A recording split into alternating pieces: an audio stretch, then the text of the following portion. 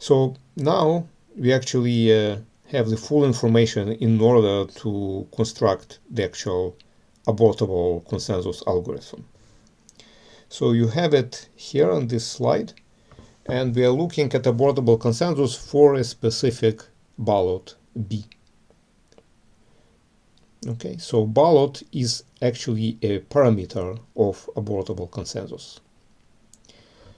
So this is the state here that is being kept by the processes. So we have the variable ball, which holds the highest ballot in which this process participated. And it is initially equal to some ballot B0, which is the lowest ballot possible. And then there is another ballot, which is called A ball. So A ball is the highest ballot that was ever accepted at this process. Okay. So a process can participate in the ballot. So when it participates in the ballot, for example, it may just answer the leader, the initial query by the leader about the values that it has accepted. So when that happens, the process already participates, and it remembers the fact of its participation in this variable ball. Okay, and if process started participating in the ballot, it can actually be later on persuaded to accept some value at this ballot, and if that actually happens, then this value is going to be saved in this variable A ball.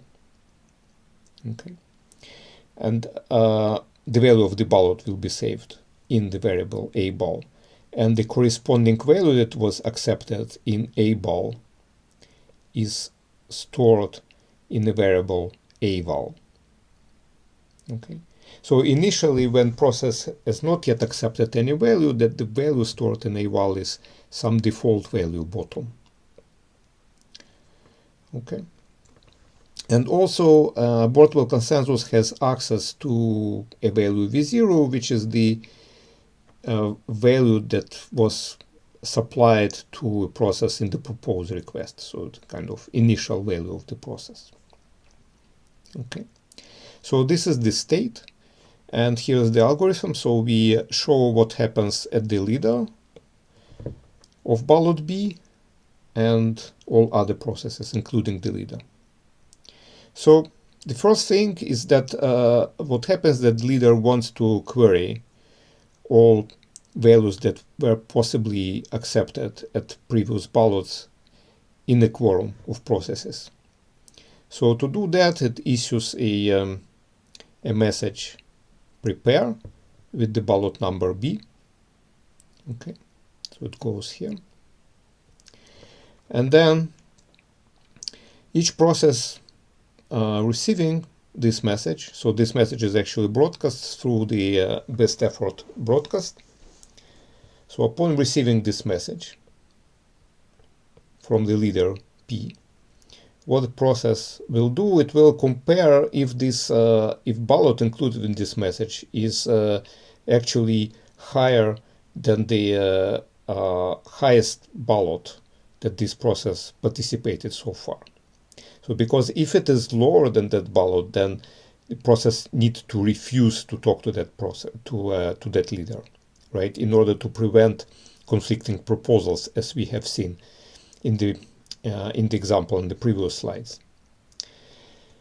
So if that ballot is indeed higher than ball, then we set the highest ballot to that ballot, and we acknowledge that we actually receive this, that we actually agree to participate in that ballot with this prepared message, on which we also include the accepted ballot and associated accepted value that we are storing.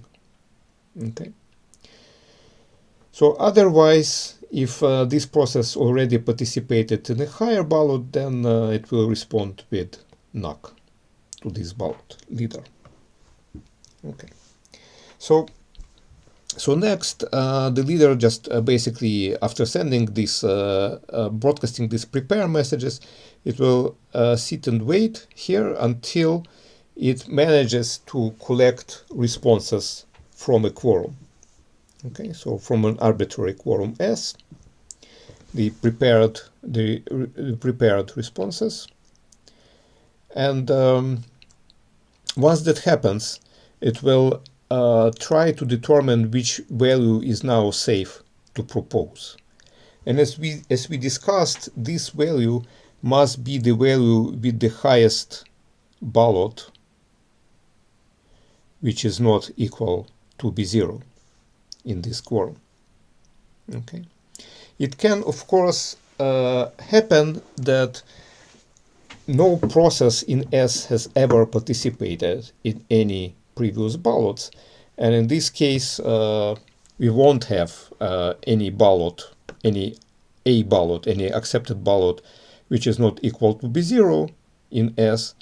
And so if that is indeed the case, then we just use the value V0 that was supplied in the propose request as our proposal value here. Okay, so otherwise, so this is an interesting case. So in this case, we will just use the value which is associated with the highest ballot, accepted ballot, among the those returned by processes in S. Okay, so this is how we determine the value to propose, capital V, and now we issue a message accept, and this message will be broadcast to everyone again. And then, so it goes here, and then any process receiving this message will test if the ballot it is coming from is greater or equal than the highest ballot in which it is participating. So notice that now it is greater or equal. Okay, so equality happens in the case that this ballot B is indeed the highest one in which this process participated. So it started participating here, and now it continues to participate. Or it can also be the case that this is the first time that this process hears about this ballot B, in which case B is strictly greater than ballot. So in either case, a process will remember this ballot B, and it will set its accepted ballot and accepted value to those ballot and value proposed by the leader here, and it will acknowledge the acceptance with the accepted message B back to the leader. Okay, so it comes from here, and once the leader manages to assemble a quorum S of accepted responses to its accept message in ballot B, then it knows that the value was accepted by a quorum, so the value is chosen at this point, and therefore it is safe to return it here to the high-level algorithm. Okay, so the only remaining bit here is this what is written here. So it is actually possible that the process receives a negative acknowledgement or knock to from some process that it contacted in ballot B. Okay, so that means that this process actually participated in a higher ballot than B. And as we have discussed, in this case, it is unsafe for the leader of ballot B to proceed with this ballot, and that means that it needs to abort. Okay, so it returns abort to the higher level algorithm.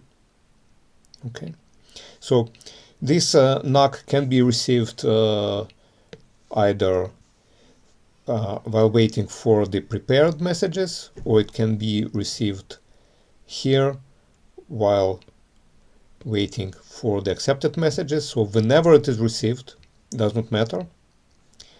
The leader aborts the ballot and returns abort. Okay, it won't proceed from there. So here are the two phases of the abortable consensus that we have mentioned before.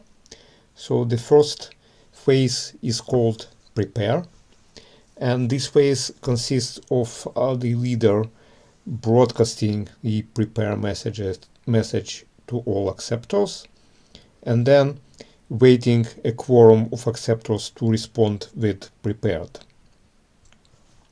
And if the leader manages to collect a quorum of prepared responses, then prepare phase is successful, and the leader proceeds to the accept phase, in which it broadcasts the accept message to all processes, and then waits to receive the accepted responses from a quorum.